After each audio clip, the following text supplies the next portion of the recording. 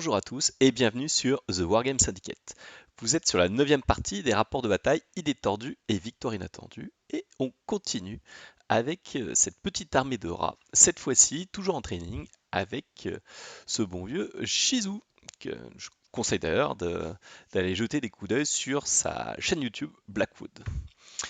Cette fois-ci, on change notre fusil d'épaule, on oublie le double creuset, double niveau 4, et on se dit, allez, on va tenter le Verminarque. Pourquoi? Parce que ce Verminarque, c'est un peu la pièce qui a le plus changé avec cette nouvelle mise à jour, car il permet de booster les armes de tir et de booster les corps à corps en gardant la règle Life Each Chip. Avant, quand on le jouait, ces deux règles-là étaient totalement injouables. Du coup, il a pris un petit peu de points, mais ça permet de le jouer dans une armée, on va dire, normale de rats. Du coup, l'idée ici, c'était de dire, ok, on a le droit au Life Each Chip, la cloche permet d'en rajouter 2, donc on est à 4 Life Each Chip, et le Rhinus Senator peut aussi rajouter plus en résultat de combat. Donc l'idée ici, c'est d'avoir des packs qui partent à un bon résultat de combat, donc potentiellement à peu près plus 10 quand on lance les combats. Si l'adversaire arrive à faire au moins 4 morts, ce qui normalement se passe assez souvent. Le Rhinus Dictator, moi j'aime bien jouer de la magie, c'est-à-dire qu'il soit utile un peu tout le temps, donc on le met niveau 2 de l'occultisme. Ça lui permet de se soigner, ça lui permet de mettre des petites imvues, voire de blaster un peu l'adversaire, en plus du niveau 4 de la thaumaturgie. Derrière ça, tous les points n'étaient pas encore bons, mais on va jouer double assassin. Un, le perso spé que je trouve complètement hallucinant, et un autre assassin pour venir appuyer là où il faut. Et derrière, on sort des petits légionnaires, donc 2 packs de légionnaires avec des spires, un pack sans spire, parce que des fois la parade peut donner des petits coups de main. 25 légionnaires sans rien, musicien bannière pour pousser la cloche. Un pack de 33 Praetorians, pourquoi? Parce qu'au début je voulais jouer des Black Fur, et en fait pour une quarantaine de points, on les transforme en armes lourdes. Parce que Black Fur c'est très bien, c'est Force 4 parade, AP0, et quand on veut passer en mode hallebarde, ça fait Force 4 AP1, on perd un d'armure, on perd la parade, c'est pas foufou, alors que les Praetorians, on passe à Force 5 AP2, ça commence à faire réfléchir. L'AP2 c'est vraiment un palier qu'on cherche à atteindre. De l'autre côté, en jouant le Rhinus Dictator, on a le droit plus qu'à 3 machines de guerre ou 3 équipes de tir. Du coup, on va sortir le petit lance-flamme et le double canon. Et à côté de ça, un petit régiment de vermine brute qui vaut vraiment pas cher, qui maintenant va pouvoir être fearless avec le verminarque, voire instable si on perd les combats d'un petit peu. Donc ça, c'était l'idée de base. En face, Shizu, il a adoré jouer son armée à l'ETC en haut elfe. Nouvelle mise à jour et de la magie et des points et un petit peu de manière de faire.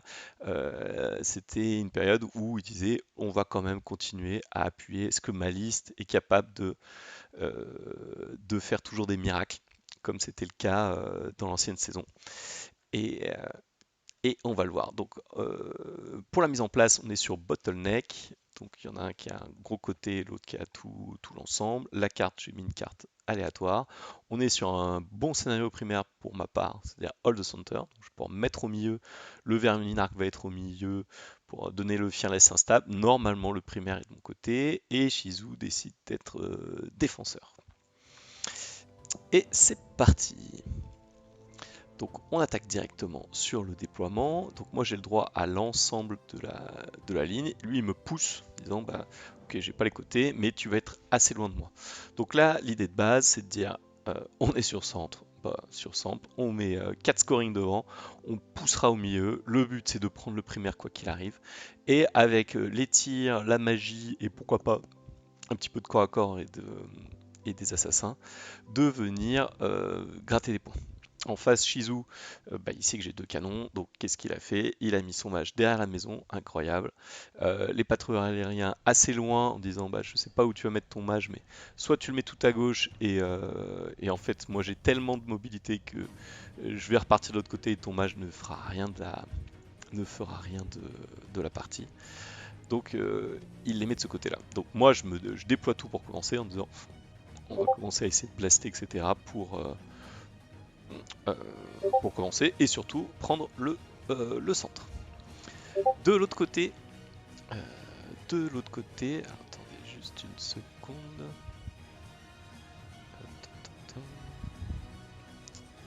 Hop là. Donc Shizu va le faire en 2 parties. Une partie avec les Queen's Guard, il sait que j'aime bien essayer de les attraper, etc. Et des unités qui vont bouger dans tous les sens et très vite. Et de l'autre côté, un peu ces unités de corps à corps, ces unités qui sont là pour contourner. Donc moi, premier tour, ce qu'il a fait, bien entendu intelligemment sur ce genre de choses, c'est il a mis tout le monde hors de portée de ma magie pour faire une petite phase de magie blanche où j'ai peut-être une comète qui traîne, mais ça sera le seul sort qui va dissiper. Donc en face des patrouilleurs, etc., je vais sortir les Raogres, le vermine brut de ce côté-là aussi, en disant bah comme ça je suis en fearless sur les canons, fearless sur ces petits trucs-là, on sait jamais, t'as quand même 20 tirs, t'as ton mage pyro, etc., qui vont pouvoir potentiellement faire des dommages dans mes Raogres, donc autant être en mode fearless. Les autres packs qui sont un poil trop nombreux pour que tu puisses pour qu'ils puissent les faire tester au tir. Surtout de ce côté-là, il n'y a que les sœurs. Donc le pack avec la cloche, on va se mettre en Arc Target 2. Ce pack-là, on va de mémoire rester à peu près à 12 aussi du Verminarch pour éviter les tests. Donc j'avance tranquillement, lui fait sa vanguard du défenseur, c'est Light Troop de ce côté-là. T1 Shizu, bah, il voit que j'avance, qu'est-ce qu'il fait? Il fait son elfe, il recule, il essaie de me tirer un petit peu dessus.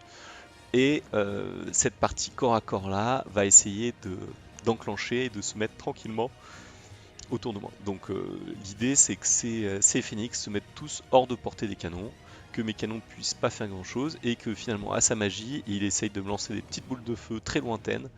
Avec Ashraf Scholar, je crois qu'il doit tirer à 42 pouces ces boules de feu. Il dit bon bah si j'arrive à faire tomber un des canons, tant mieux. Donc il avance comme ça, on va regarder au tir, il doit voilà, très certainement essayer de laver un peu le pack qui n'était pas couvert, qui va du coup courir pour se mettre dans le couvert derrière. Je continue à pousser de mon côté avec le Verminarch qui vient donner le Fearless. Les packs là se disent bon, de toute manière on va voir ce qui se passe contre les Elfs, mais le but c'était quand même de prendre le centre.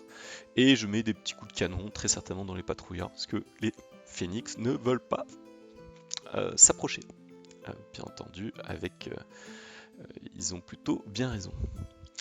T2 de Shizu, il a une opportunité d'envoyer une cave légère sur le pack, sur le pack qui commençait à être amoindri par ses tirs. Et donc c'était une charge assez lointaine, je crois, 5 ou 6 rapides, mais ça se fait toujours. Et en fait, l'idée c'est de dire bah moi de toute manière, je suis fearless instable, donc quoi qu'il arrive, tu ne me passeras pas à travers. Et lui en fait il a l'habitude de faire ça avec on va dire tous ces boosts de la pyro, et ça faisait très très mal. Le problème c'est qu'il a perdu le 6 de la pyro, qui est plus du tout le même sort.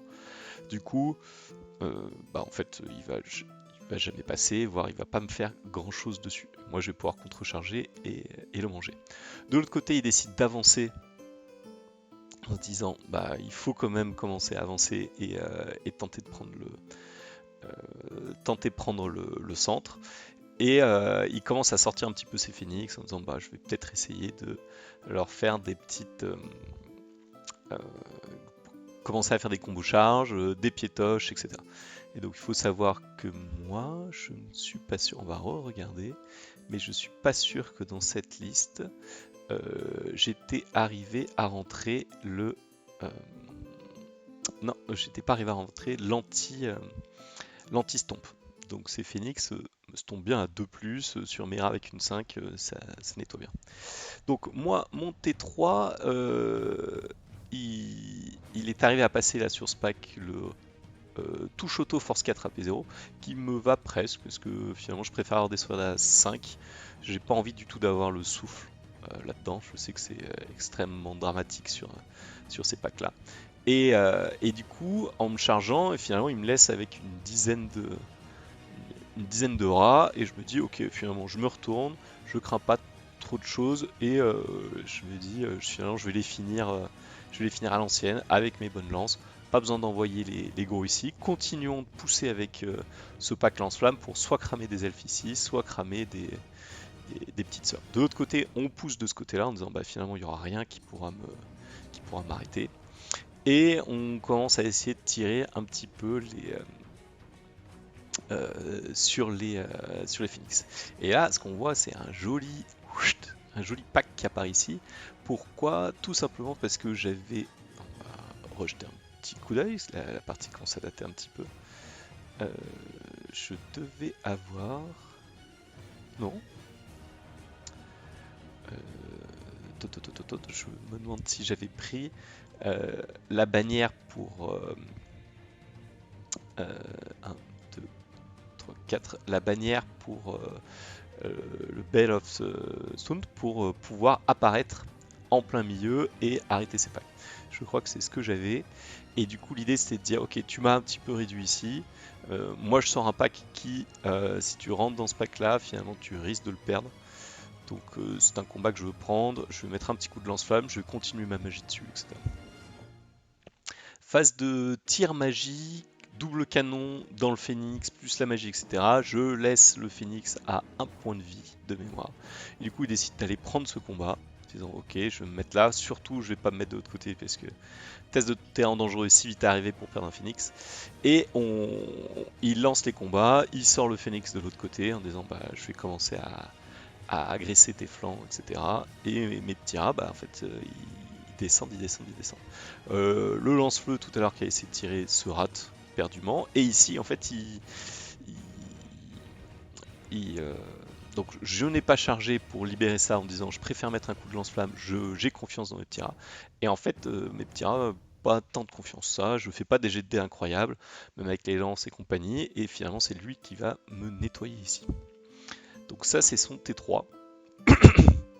Commence à engager, mais je suis quand même sous un stab fearless, donc je sais que ces combats je vais les tenir, et il va falloir que je renvoie du renfort pour le faire fuir et le faire gagner. Donc T4. Il m'a très bien lavé ce pack ici. J'arrive tout de même à... Donc je sors un assassin. Je sors un assassin de chaque côté du pack, disant si tu sors ton phénix, normalement je te le nettoie. C'est ce qui se fait. Bon, un point de vie de phénix à faire. Et en faisant ça, il me nettoie pratiquement tous les rats, mais je tiens et je vais pouvoir envoyer le reste d'un de mes packs de rats de flanc dans ses lanciers pour nettoyer ça. Et là, sur les gardes phénix, c'est mon pack parade, c'est parfait. J'envoie une charge à 3, je crois, quelque chose comme ça. En mode parade, en mode j'ai une cloche, etc. Là, le combat là, je vois très mal le perdre. De l'autre côté, ici, en fait, il avait tenté de charger, il rate sa charge, il se bloque avec la maison. Du coup, je charge avec les vermines brutes. Ces cavaliers fuient, traversent le mage qui devient shaken. Du coup, vu qu'il est shaken, petit truc rigolo, bien entendu, j'essaie d'envoyer le dernier Thunder sur le mage. C'était une charge à 5, quelque chose comme ça. Si jamais je le touche, il est mort. Ce pack là, il est mort. Bon, je rate ma charge, c'est pas dramatique. C'était surtout pour la blague. C'est toujours son super mage, 3+1 vue, etc. Et là, en fait, ce qui va se passer, de mémoire, voilà, on s'arrête ici parce que ce pack-là, je vais le prendre. Ce pack de garde phénix, je vais le prendre. En magie tir, je vais très certainement finir le phénix ici. Il va rester un petit pack de garde phénix là face à mes rats, face à ma magie. Ce pack de vermine brute, donc il va avoir 0 magie pendant un tour et le tour d'après, je vais pouvoir retourner dessus. Et on regarde ici, on dit bon, la partie n'a plus trop d'intérêt, il pourra pas reprendre le primaire. J'ai un peu trop grindé, et de mémoire, même pour appuyer le clou, je crois que le Verminarque charge cette cavalerie légère qui rate la terreur, il va devoir fuir. Je le rattrape, l'idée je crois c'est je le rattrape par là, je le fais ignorer qui va finir dans les sœurs. Donc vraiment c'était ça s'est très mal goupillé pour la fin pour Shizu. Donc voilà, analyse post-bataille, un petit peu ce que j'ai dit au début. Voilà, Shizu voulait vraiment tester cette armée. Déjà, il sait qu'il n'aime pas affronter le rat. En plus, avec une armée qu'on peut dire un petit peu moins optimisée, avec cette nouvelle saison. Moi j'étais très content de ce test de Verminarch, de l'Instav, Fearless et Tutti Quanti. Ça apporte vraiment de la stabilité sur ces rats. Il y a plus de. J'ai un 8 de commandement. Si je suis pas à côté de Général et de GB, ça devient très dur. Le truc important, c'est bien entendu de ne pas perdre le Verminarch, donc ça demande beaucoup de doigté. Mais ça permet de faire de belles blagues. Typiquement, les packs de 30 qui sont chargés, qui tiennent quoi qu'il arrive, etc. Mais on a vu surtout que des packs de guerre et des clans, ça fond à une vitesse monstre. Donc il va falloir en jouer des packs beaucoup plus gros ou plus petits. On va voir ça sur les prochaines parties. Donc MVP, le Verminarch, très content de l'avoir testé. Les tirs magiques qui permettent de nettoyer comme d'habitude un petit peu les phoenix avant qu'ils viennent faire un peu la police. Et vraiment cette combo très sympathique de 4 de l'affiché plus le Verminarch qui rajoute plus en résultat de combat et qui me permet, comme là on l'avait vu, de tenir les combats, de pouvoir prendre 2 flancs derrière et de pouvoir tout nettoyer. Donc voilà, c'était Gaspacho pour The Wargame Syndicate. On continue avec les petits rats, pouvoir essayer de creuser un petit peu ce nouvel livre d'armée dans cette nouvelle saison. Et je vous dis à bientôt et on se retrouve très vite pour de nouvelles aventures miniatures.